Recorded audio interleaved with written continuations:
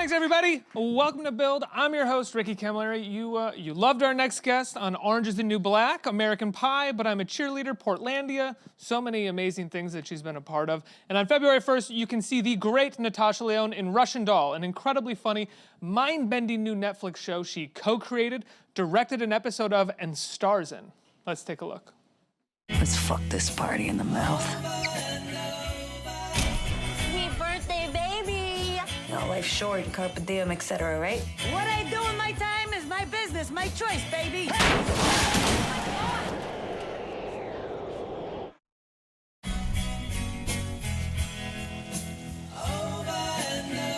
Sweet birthday, baby! What was I just doing? What? What do you mean? I'm out of here. Fuck! Sweet birthday, baby! What is in this? Stay away from me! I'm coming down the stairs! Jesus fucking Christ, that's dark. Are you gonna tell me what's going on? I keep dying and reliving the same night. Does it hurt? Yes. You seem fine. I'm not fine. I'm questioning my own sanity. We gotta take the fire escape. I have Great. a fire escape? I have to change my Airbnb listing then. What was wrong with the stairs? It's a long story involving multiple deaths. Yeah, this is much safer. I never lasted this long. Those things are a menace. I'm having a very hard, never-ending night. Do we know each other? Fuck off! Will you stop acting crazy? What are you doing? Should I call my guy at Bellevue? Is it the nicest psych ward? It's definitely the closest one. Let me answer!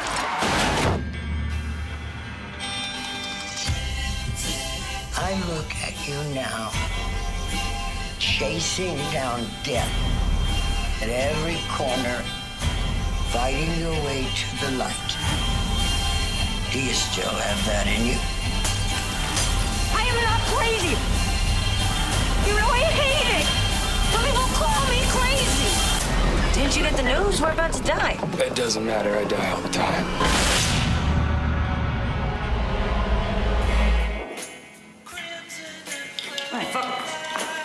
Everybody, please welcome the great Natasha Lyonne. Whoa. Hello. How's it going? Thanks so much for being here. Thank you for having me. Thanks You you guys for showing up. That was nice of you. I want to say, before we even start talking about what this show is, congratulations. Thank you. You directed an episode, you co-created it. You were with this project, I imagine, from the beginning and all throughout it. Yes, my whole life, one could say. Do you feel like this is And many deaths. That's not true. I'm still alive. what was it like sort of being in this much creative control over something? Oh, I mean, it's extraordinary to get the opportunity to do that. And, you know, I mean, this story is so wildly personal to me that it would have been quite strange, frankly, to not, you know, write it and direct it and create it from the ground up. I mean, it's, you know, really in many ways a sort of mind-warped version of something resembling a version of an autobiography. You know, if not quite that, you know, it's a bizarre version of that. Yeah, it's fascinating to. I finished it. I watched the first season at least. I finished it. It goes in directions that you never expect, and one of those directions is when it becomes. I wouldn't say clearly autobiographical, but incredibly emotional and personal. It's very unexpected. I don't want to give anything away because it premieres next week. Yeah. But can you talk about was that aspect always a part of it, or were you in the midst of writing it and you were thinking, I got to dig deeper? There's a moment, a performance where you're just heartbreaking and unbelievable. Thank you. I don't think we've ever seen you get the chance to do something like that before. Yeah. Maybe I've tried and failed, but would be another way of Let's see the looking at movies it. where you've done that. Yeah. Well, when we talk about emotional performances, but yeah, I mean, this is. It's heavy. I mean, it's a really funny show. It's a really good time. I think it's hits on, you know, universal themes that we all sort of think about and talk about. Something that's sort of very personal to me is this idea that underneath the surface, I think that, you know, we're all sort of a little bit broken inside, and yet we live in this society that's, demands shame in a way for that very human experience. And in so many ways, society is built on a false, it's a house of lies. Like if you get the right body or the right car, job, or boyfriend or whatever, somehow it's going to be okay. That those are like the important choices in life. And I think we find that it's not quite as simple as that. Still we sort of have ourselves to contend with. And in that sense, it's, I think, a little bit more human and universal than it really just is. My story, it just became a very kind of personal way in. And what's so incredible about getting to be the architect in a way of one's own journey is certainly as an actor, you have this incredibly rare experience where you really know exactly what it is that you're embodying from a sort of a core place of, you hear so much. I don't know if anybody here is are actors, but, it's always about kind of like, what's my motivation, or, why is she coming from the exit door and not from that exit door? You know what I mean? Actors spend a lot of time kind of trying to make sense, and, why would I be holding this cup, let alone saying this thing? And of course, when you've built it all from scratch and really lived it, you have this very unique experience to embody it in a very different way that really lends itself to getting, significantly more personal than you might otherwise be able to deliver on. Do you have the experience as an actor when you're interpreting your own material that you've written and then are interpreting it as an actor? Do you have the experience of going, oh, some of this stuff is instinctual and I don't actually have the answers for why my character or their character does that? Yeah, 100%. I would also say, like, if, the actor's journey or whatever, the arts in general, one could say maybe even a life is like, that you want to try to tell the truth, but I think when you go home from a day of acting, like sometimes I almost will find myself like talking to myself with the dog, and not just because I'm, a nut job, but because you almost like, why did I make that choice today? And it kind of sits on you like this coat of shame or something. You're like, oh God, that was a lie. And you don't realize until you've kind of cracked how to undo the lie when no one's looking, what you did that was so wrong. And, so certainly like the trickiest parts of the acting of Russian Doll would be things that, I had constructed that I wouldn't be able to deliver on command, would be like doubly sort of embarrassing in a way, because I would really know that I wasn't kind of hitting it. And then in so many ways, it really is genuinely fictionalized, that, the idea that I first started with, and that I started with Amy Poehler years ago, became kind of, it really grew, and that's like the beauty of collaboration, is it really became sort of a different show in the writer's room that became increasingly a fictionalized version of it. What was the original idea, and when was it that you and Amy Poehler first started talking about it? I guess, Amy, I'd known sort of in passing, for like 15 years. And then she called me one day out of the blue, maybe 7 years ago, and she said, as long as I've known you, you've always been the oldest girl in the world. And I was like, is this an insult phone call? And then she said, what if we did a show that was based on that idea, kind of? And it became a show that we made for network TV that was called Old Soul. And in it already, my character's name was Nadia, who I'd always named my character's Nadia after Nadia Comaneci, my favorite gymnast from the 80s. And, there were sort of... Such an esoteric... Yeah, and there were other things. This is the stuff, you know what I mean? And therefore, it didn't belong on network TV. You always have those things where someone's like, why is that? And you're like, I don't know, it's a line from a movie that no one's seen that I just really like. And those are the best things. And then I remember when that show didn't happen, Amy kind of like turned to me and she was like, all right, look, what's the show we really want to make? If there were no, restrictions at all and no rules, and not like something that we think that people will like, won't like what is it we really want to say? And we started kind of coming to this idea of something that was almost resembled a choose your own adventure. If I could go to the same party and almost, choose to, go home with every single person from the party, maybe in a sex way, maybe not. And, at first it might be fun. And then maybe 3-6 months, a year down the line, I would still find that I was sort of stuck with self in this way that forced me to look and be like, why am I still me and still searching? Meaning like these sort of buzzes that we can catch in a life of like, I think I've hit my stride, and still there's something else. There's something like deeper going on that's often missing. And we realized that we wanted to make a show, and then she gave it the title, Russian Doll, that would be sort of about exposing this kind of, innermost part. And that starts, Nadia starts sort of very, Joe Pesci, Goodfellas, like she's not that far off from like early season, Nikki Nichols, Orange is the New Black, like, you know what I mean? And it's kind of in this, it's, first of all, it's a pocket that I really enjoy playing that feels very honest for me. Kind of caustic and cynical Yeah, and very funny. Kind of, she's sort of disconnected, like, stay the F away from me. I'm walking here. She's very much almost like that kind of 70s guy, The classic New Yorker. Yeah. She's like the New Yorker that we think of when we talk about New Yeah. York, but doesn't actually exist that much in this city anymore. Yeah, and yeah, she's like a 70s New Yorker who's also probably a man, which is fun because we don't see that often for women. And we've done nothing to change it with any details other than just letting her be that way. And, then kind of as she sort of breaks down, I think that something else sort of happens. It's very, organic to the journey of what it's like when we kind of, get in there a little bit.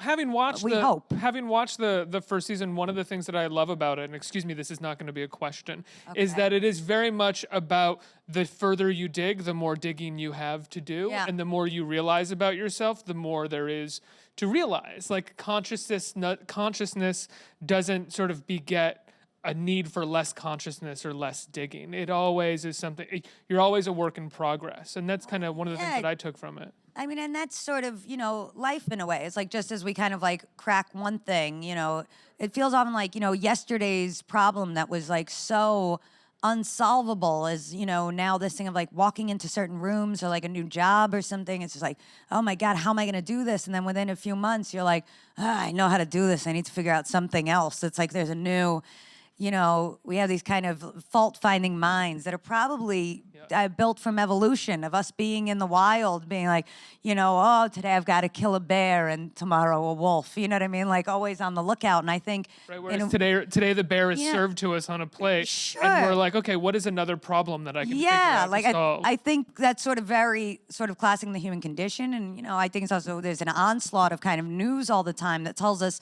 additional things that we should be kind of,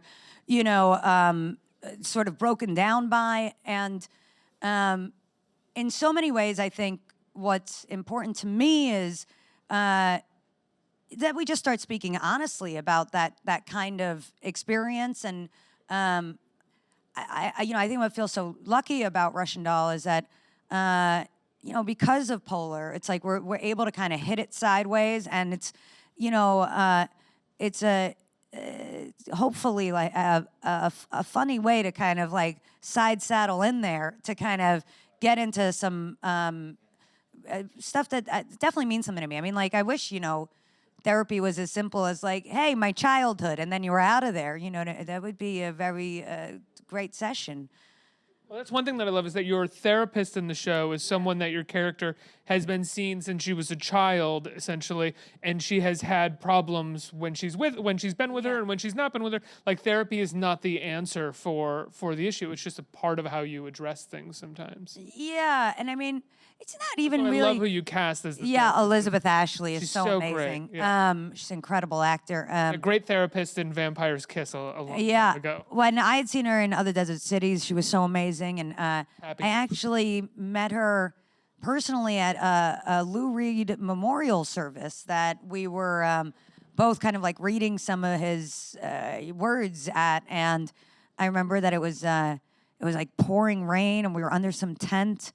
And then she was like, hey, kid, yeah, come here, you got a light? And I was like, whoever this is my new favorite person. And she's based on my real life godmother, who also is a chain smoking lady named Ruth who lives in Murray Hill without giving away her address. And she loves the slot machines at the Borgata. You can't get her away. And she's very good at slot machines. Does she play the real slot machines, or does she play the sort of Yeah. like video game kind of slot machines? No. now? She's the real deal. Good for her. I respect that. So yeah, Ruth is kind of a character who's meant to have been almost this character is kind of de facto mother figure who happens to be a shrink who therefore Nadia uses in a way as a kind of de facto shrink figure in this way that I think we all sort of have that person.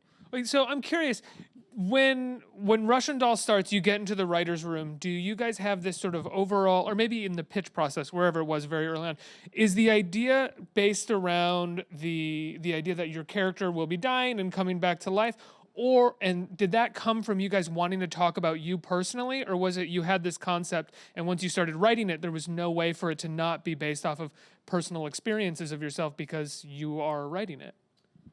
Yeah, I mean, it's an interesting question, in that it's a little bit of a chicken or the egg of trying to remember kind of how we even got there. Was the concept a way to get into you, or was the concept there and you just sort of ended up figuring into it? I mean, and in this case, they're so one and the same. I mean, certainly no one set out to, write an autobiography or anything, but in the, I often think of it as, there's a bit of an all that jazz quality to it, that Bob Fosse movie, in that it's sort of, his memories from kind of the hospital bed of like what maybe did or didn't happen or he wishes did. And in that case, it's kind of like some song and dance, as well. And there's kind of Jessica Lange is, like a figure who's, maybe a ghost. It's like he's on a tightrope. Like it's sort of where, fact and fiction meet. But I think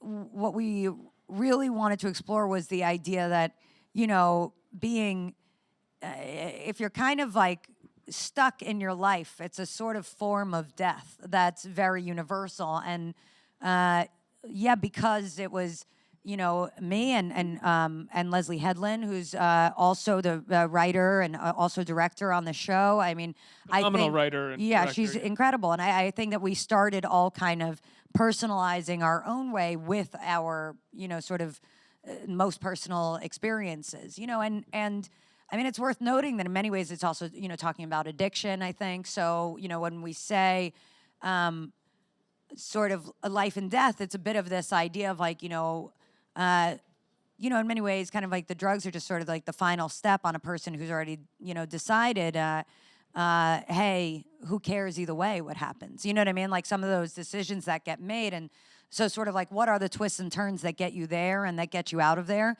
without, only because it was sort of a direct example from my life that was sort of convenient to draw on.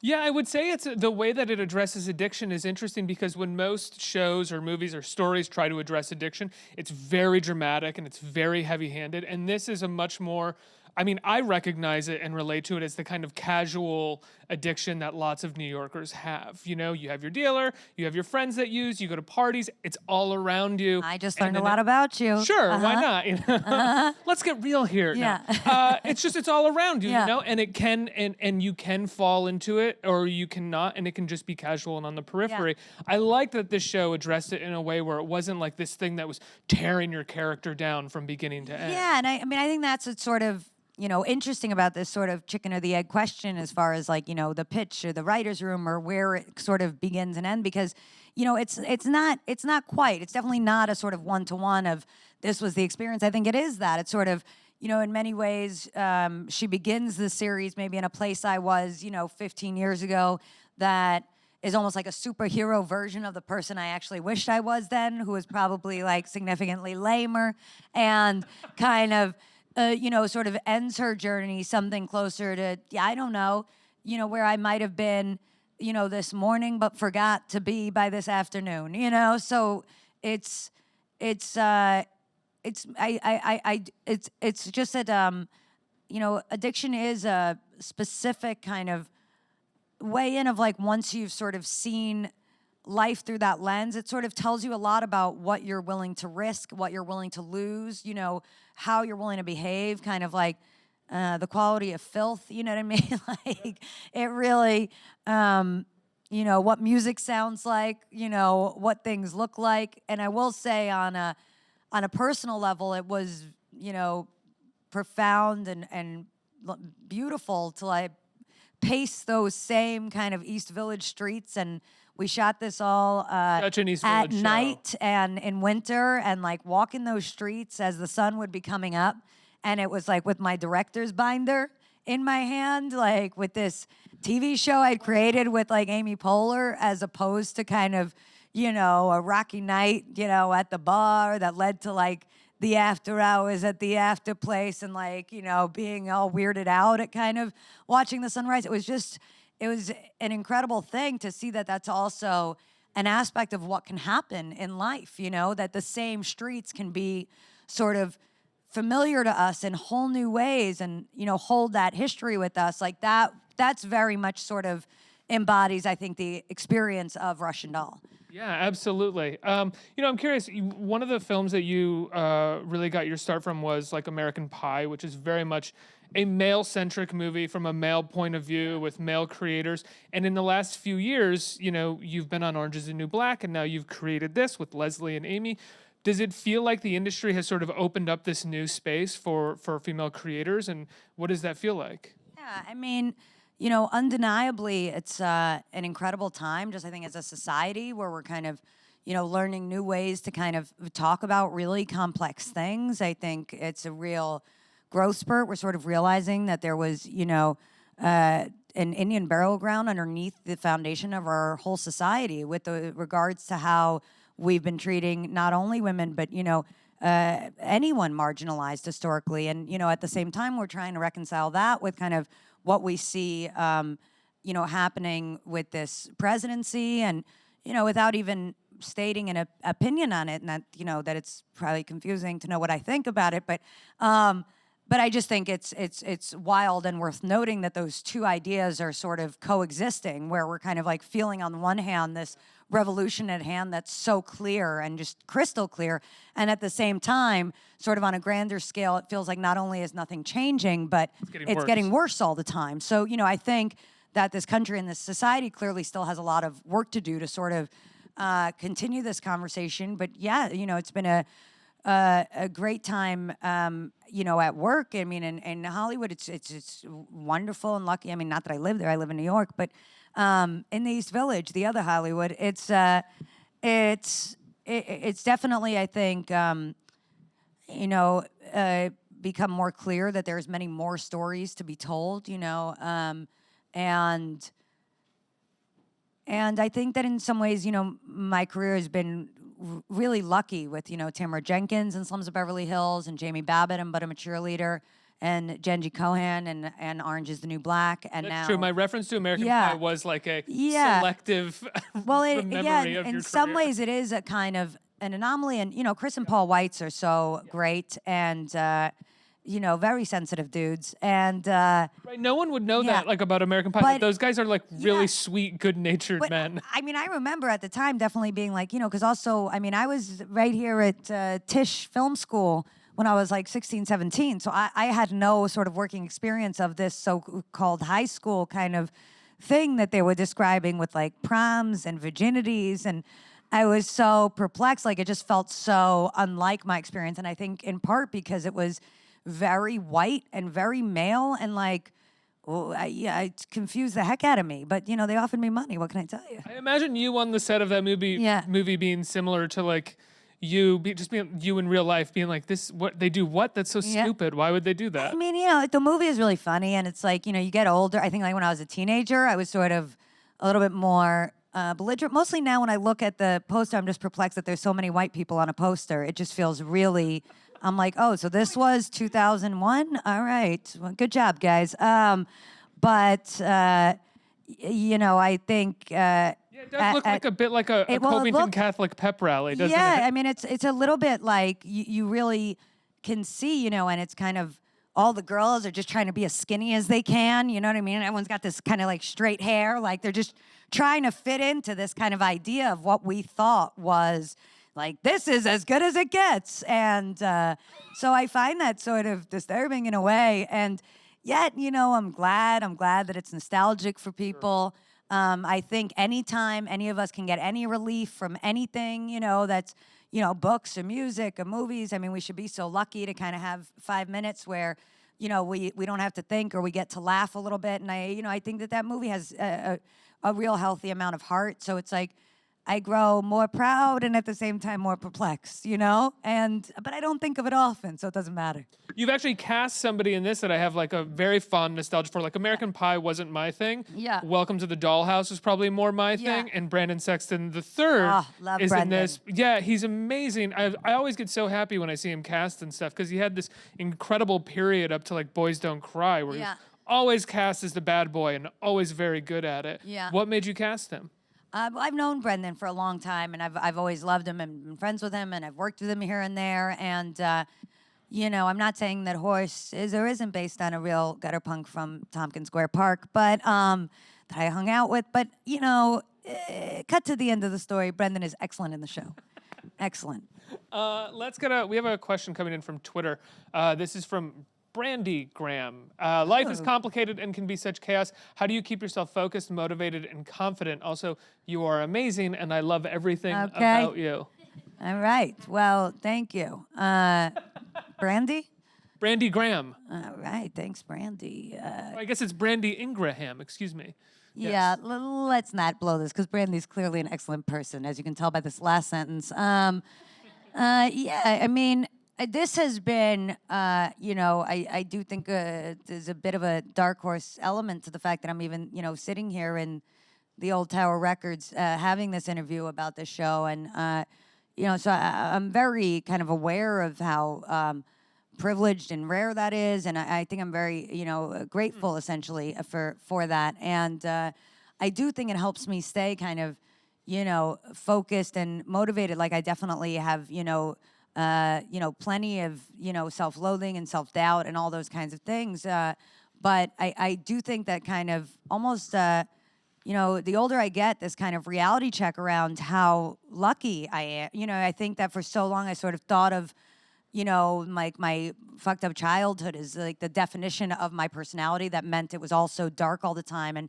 even if still that's kind of the default setting of where my mind wants to go as soon as I'm uncomfortable, I have to like, you know, pull up my grown-up pants, which are real, I wear them, and kind of remind myself of like, you know, it's okay, kid. You know what I mean? I think there's some like concrete touchstones of like real friendships, real things. I got a very real fucking dog. Sorry to curse. Curse, it's okay. And, you know, this dog root beer is ridiculous. And I love these crossword puzzles. And I'm like, look at this. I have crossword puzzles, a puppy, you know?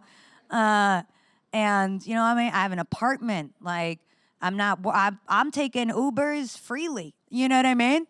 I'm out there just ordering Ubers. I'm not even like worried about, and you know, your go-to good place is remembering that you have money for Ubers. I'm just saying that's incredible. Great. That's a real thing. You know what I mean? Like, it's totally real. Like, I've definitely also spent other times in my life, like couch cushions, being like, how do I get the token together? You know, so just the idea that kind of things like that have sort of, you know, changed in my life. It's a long life and it's a short life. You know what I mean? So I think it really helps to just kind of do a little spot, you know, check of there's also some good news in here, you know?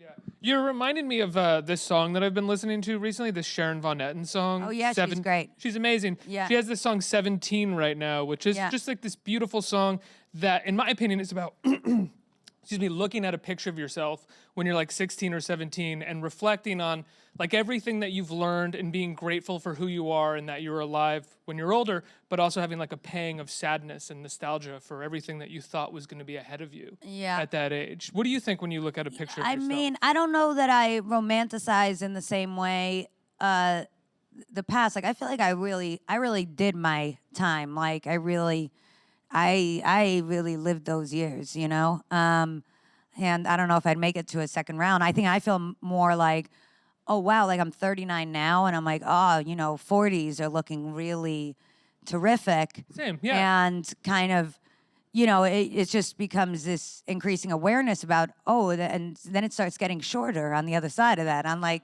the backside of 40, you start running out of time in this other way. So, you know, sometimes when I look back at there was this casting director who had these old VHS tapes of, auditions, and it was all these kind of like New York actors that would come in. Philip Seymour Hoffman was in there, and Uma Thurman, and DiCaprio was in there. I don't know how he put me in the pile because clearly that never happened for me. But you know, I saw this kind of little kid in a mock turtleneck and like big frizzy hair, and I'm like doing some audition about like, yeah, and then we're gonna get him on the lunch line and we'll give him the old one too. And I was like, you know, if anything, I was sort of like, what did I do to that kid? You know what I mean? Like, that's the yeah, you know, and then also now I'm like, all right, kid, not bad, you know, not bad. That's the exact Yeah, feeling that I'm talking about. That's the Sharon Van Etten. All right, well then, you know, hooray for that. I think we have a question from the audience right here. Hi. Hi. You've been involved in the fashion industry. You directed that short film for Kenzo, and you have an amazing sense of style. Thank you, Off-White. So I was wondering if you've considered designing a line Yeah. or something like that. Interesting. Why, are you a designer? You want to help me or something? I'm a costume designer. Yeah, I mean, I think that certainly sounds fun. I don't know if it's the first thing on my agenda, but if you're offering me money for it, I'm happy to talk to you after the AOL situation and download on that. I definitely have always had a great love of, you know, movies, and I think, you know, even music. Maybe I kind of come at it from somewhere being like, oh my God, look at David Bowie, look at Stevie Nicks, look at Klaus Nomi, you know? So I think that I always kind of connect the dots in that way, and certainly that would be a fun thing to do, although I'm not sure I'd be good at it. There'd probably be a lot of black clothes, a lot of white clothes, and not that much in between. Yeah. But thank you for the suggestion. I'm going to put it under advisement right away. Thank you for thinking that I could. That makes me feel like I'm wearing a good outfit, so thank you. Well, You're welcome. Yeah. You can direct now. You can Yeah. create a show. So what? Yeah. You know, is there anything that you feel like you can't do? There's a lot of things I can't do, starting with math, moving on to science, and then, you know, the Friday or Saturday crossword puzzle, can't do those. But you're getting I would there. say there's a lot of, I don't think I would be very good at, you know, being like a map maker. That's a real job. And I think I would suck, just straight up. And, but I do think that I could work a little bit on the city planning, if we're being honest. I do have a few notes. What's your biggest note on New York City planning? Who loves the environment more than me? No one, okay? And yet, what are we doing with the bicycles? You know what I mean? I don't know. All I want to do is try and jaywalk. This is Manhattan, and they're killing me. They're coming from this way, that way. I'm like, who's on first? And no matter what you are, if you're, you know, only in New York does everybody think that they have the right of way. So, as speaking for myself, if I'm on a bicycle, I'm like, these taxi drivers are lunatics, to get out of my way. These pedestrians are insane. And as a pedestrian, I'm like, you can't drive like this. They're trying to kill you at all times. And then also when you're in a car and just, you know, a bicycle was by, and you're like, oh, so they're just, you know, having a hard day because what they did was really not a reasonable decision. I yelled at a car today that's how I feel. from my bike, and I was clearly in the wrong. Yes, But I was like, exactly. how dare you honk How at me? dare you? I'm on a bike. Yeah, and I Totally in the really- wrong. I think it's something we need to consider, because it's really like I said, I love, you know, I want the environment. And what's a more environment-friendly city than Manhattan? And I just How feel would like, you feel also about- I'm like, pull it together. Like, obviously in Tokyo, they figured out where the garbage goes. Like, how come Manhattan can't figure out where to put the giant piles of garbage that just put rats and cockroaches everywhere? Figure out where the garbage goes. It's disgusting. How would you feel about limiting the amount of cars in New York by larger tolls on the bridges and mainly just having... You know, I don't want to charge these people, but I don't know. We got to do something, because it's bananas. When I was a kid, which was 97 years ago, you used 1997. to be, either way, you used to be able to get from, you know, Upper East Side to Lower East Side in like 15 minutes. Now it's like a suburb. It's insanity. They gotta, and also like black ice. You know what I mean? Like when that ice just comes and like nobody's on the case, and you're like, well, what's the plan? Also, buildings. We at the Comedy Cellar tonight, everybody. buildings with you know, elevators, and like there's only like 4 floors, but like the elevator is just always broken, and you're just stuck in the elevator, and Nobody's managing the building. And where are the stairs? Why Yeah, can't I it's just take the stairs? There's so much chaos happening. And bed bugs, what are they doing? I mean, What about get the bed bugs out of here. what Like, about the put them in MT another borough. the MTA? Yeah, with the subway. I mean, this used to be a reliable mode of transportation, and it used to be more dangerous, and maybe, you know, that was part of it. But now, I mean, it's safer, but it doesn't really exist as a construct. Do you know what I mean? It doesn't mean you're going to get it. It used to be, I remember doing... Safer because it doesn't exist and no one... Yeah, like I remember I used to do an off-Broadway play, and it was like, all right, we got to get to the theater. You get to the L train, you get the L train, you connect, and boom, there you are. Now it's like, well, if you want to risk it, you know, there's just no way of knowing what's going to be delayed. The whole thing is a mess. There's a lot of work to do. And I'm not the man for the job. That's all I know. But I do have a list of complaints I'd love to consider this. Sending letters to Cuomo yes, every week? Lodging them formally. So this is a formal, my feedback. But I love this city, you know. I love the city. I love jaywalking. Have you ever tried to live anywhere else? You know, when you say try, I mean, I don't even know that I put in the effort, but I've been other places. I've definitely, and now I'm so old. I'm you know, pretty much same person, happy wherever. You know why? Because of cell phones, and because of cell phones, now it's like my best friend is with me all the time.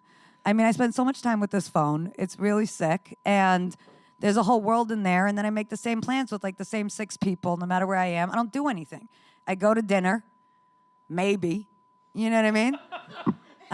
Maybe I try to go to the gym, but I do that at, you know, half-baked. I like to go in a little bit late, leave a little early, do a couple exercises and bounce. And you know, if I'm in California, let's say, oh, look, now I have music in the car. That's like a twist on New York. But I keep it very small. I don't really, not a big adventure. Why? You know what I mean? I'm not good at things like that, hiking, canoes, whatever. Have you tried those things? Yeah, you know, I've tried. It's not like I'm not Love 40. to see you on a canoe trip, just Listen, talking about I'm like, sportier oh, what is than this? you These might bugs. think, I don't like you know? it. Yeah, but it's not my like natural setting. It's a little bit, you know, it's just not. It's not the way I'm wired to be. No. Well, you are an absolute true blue New Yorker, born and bred, Sure, and I think that exists perfecly in this show. It's Yeah, I one of the hope most so. New York shows I've seen in a very long time. Yeah, and probably not specifically. even on purpose. Yeah. Yeah. I don't know. I feel like you captured both the East Village and a certain type of person that I don't know if still lives in the East Village, but I definitely felt in the East Village about 10, 15 years ago. Thank you. That's what I was going for. Yeah, well, there's people who had been living there for a long time who had like normal jobs or were still kind of partying and go, but like I don't know if the East Village is, it feels like I assume that it's just bankers now. Yeah, I don't know that New York is still like that because everything got too expensive. But well, you know, things are fun to think of. So, and you know, many ways, you know, the character is based on specifically Elliot Gould's performance as Philip Marlowe in The Long Goodbye. So I think that it was almost trying to kind of like trigger actually like a deeper throwback to a sort of a 70s kind of a male mumbler, you know? Like there's some things that we did in looping that included lines like, you know, remember Dinkins, remember littering. You know, there's some of that happening, a kind of under the breath type of thing that I think part of what we were trying to embody was in a way a sort of genderless kind of person that's just on a sort of a thinking adventure, you know. And kind of ageless. When the Remember Dinkins thing came, I was like, how old? Wait, how old is this character? Yeah, old enough to remember Dinkins, I guess. Yeah, of course. Well, I love the show. Congratulations on it. Thank you. On creating it, co-creating it with Leslie and Amy, and writing it and directing it and starring it. It's an incredible achievement. Thank you so It's a much. wonderful I show. really hope you guys watch it. I hope you like it. If not, you know, send me your feedback and I'll try to reshoot it. It premieres on Netflix February 1st. Everybody give Natasha a huge round of applause. Thank you. Thank you. Thank you so much.